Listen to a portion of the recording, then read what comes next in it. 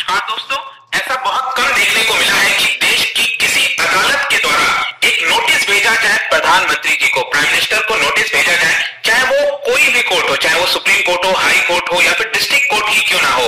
और एक इंसिडेंट आपको याद होगा, आई एम श्योर, जो इमरजेंसी लगाई गई थी उसके पहले जब इंदिरा गांधी जी को नोटिस भेजा गया था, इंदिरा गांधी जी को आना पड़ा था कोर्ट में, और फाइनली आपको याद होगा पूरा प्रकरण किस प्रकार से इमरजेंसी वगैरह लगी थी।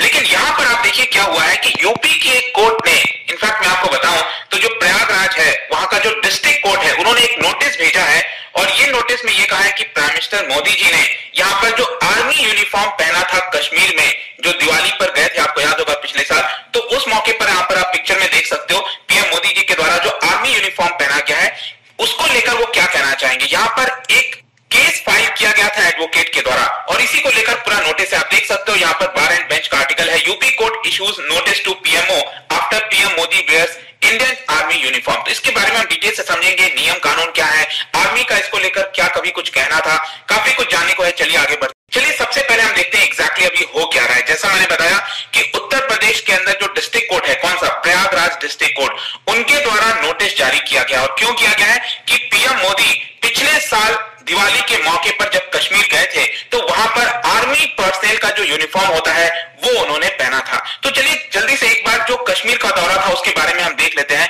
पिछले साल, जैसे मैंने बताया, पिछले साल क्या हर साल आपने देखा होगा जब से प्राइम मिनिस्टर बने हैं प्रधानमंत्री मोदी जी, इनफैक्ट मुझे याद है कि शायद पीएम बनने से पहले भी जब वो गुजरात के चीफ मिनिस्टर थे तभी दिवाली के मौके पर वो जाया करते थे। तो यहाँ पर क्या था कि जो नौशेरा डिस्ट्रिक्ट है, नौशेरा मैं आपको दिखा देता हूँ, ये जम्मू कश्मीर का मैप जैसा कि आप देख पाओगे, यहाँ पर जो 6 नंबर वाला डिस्ट्रिक्ट आप देख रहे हो ना, यहाँ पर ये देखिए 6 नंबर वाला डिस्ट्रिक्ट, इसको कहा जाता है आपका राजौरी डिस्ट्रिक्ट। और वहीं पर सेक्टर है नौशेरा सेक्टर जो है, जो कि एलओसी लाइन ऑफ कंट्रोल के बहुत ही नजदीक है, वहां पर आर्मी की भारी मात्रा में तैनाती रहती है। तो दिवाली के मौके पर वहां पर उन्होंने सोल्जर्स के साथ मुलाकात की और बेसिकली वो हाईलाइट कर रहे थे कि जो गवर्नमेंट का अटेम्प्ट है कि इंडिजीनियस जो कैपेबिलिटीज है उसको बढ़ाई जाए। आई एम श्योर आपने देखा होगा बजट के समय भी, इस बार जो बजट आया है उसमें 68% पैसा जो है वो इंडिजीनियस, मतलब हमारे डोमेस्टिक इंडस्ट्री में ही यूज किया जाएगा, ऐसा बताया जा रहा है। तो मॉडर्न बॉर्डर इंफ्रास्ट्रक्चर हो गया, कनेक्टिविटी हो गया, ट्रूप डिप्लॉयमेंट हो गया, हर चीज के लिए सरकार काम कर रही है, ऐसा उनका कहना था।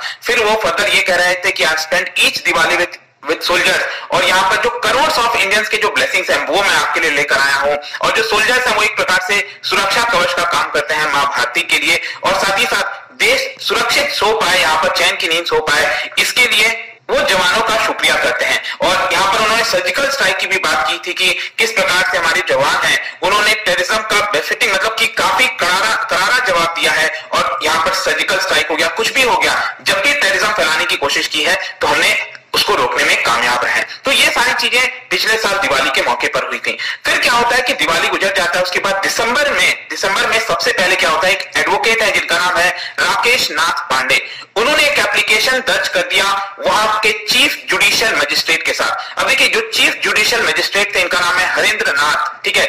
तो हरेंद्र नाथ ने उस समय क्या किया कि इस पर्टिकुलर एप्लीकेशन को, जो कि एडवोकेट राकेश नाथ पांडे ने फाइल किया था कि पीएम मोदी को ये ड्रेस नहीं पहनना चाहिए था, उस पर्टिकुलर एप्लीकेशन को रिजेक्ट कर दिया। यहां पर जो हरेंद्र नाथ हैं उनका ये कहना था कि ये कोर्ट के जुरिस्डिक्शन में नहीं आता है, मतलब कि जिस जुरिस्डिक्शन में जाता है वहां पर आप जाइए। बेसिकली वो ये कहना चाह रहे थे कि वहां पर ये जो नौशेरा वाला सेक्टर का जो जुरिस्डिक्शन होगा वहां पर जाकर ही आप इस चीज को कर सकते हो, हम इसके लिए कुछ नहीं करेंगे। लेकिन यहाँ पर जो एडवोकेट पांडे हैं, राकेश नाथ पांडे, उन्होंने इस कोर्ट के ऑर्डर को चैलेंज कर दिया हायर कोर्ट, मतलब कि जो डिस्ट्रिक्ट जज हैं, डिस्ट्रिक्ट कोर्ट हो गया प्रयागराज में, वहां पर इसको चैलेंज कर दिया।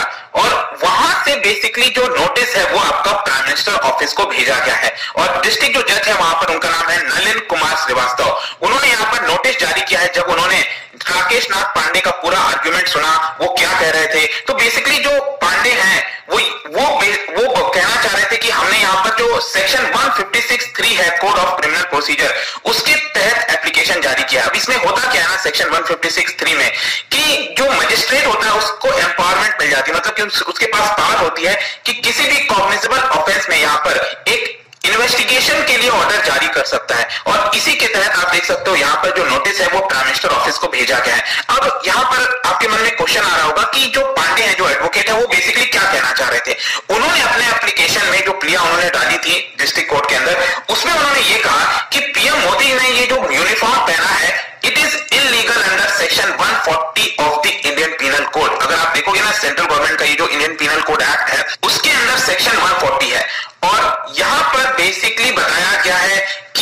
ये जो सोल्जर्स का, सेलर्स का या फिर एयरमैन का कोई भी अगर यूनिफॉर्म किसी प्रकार का जो टोकन है, कुछ भी है उनका, अगर वो पहना जाता है तो वो पनिशेबल ऑफेंस माना जाएगा। और इसी की वजह से यहाँ पर उन्होंने केस दर्ज कर दिया। और इनफैक्ट यहाँ पर अगर आप देखोगे तो पनिशेबल कितना है, यहाँ पर बोला गया है या तो 3 महीने का जेल टर्म सजा हो सकती है या फिर करीब 500 रुपए फाइन लगाए जा सकते हैं या फिर दोनों हो सकता है। ये तो प्रोविजन है आपका जो मैंने आपको बता दिया।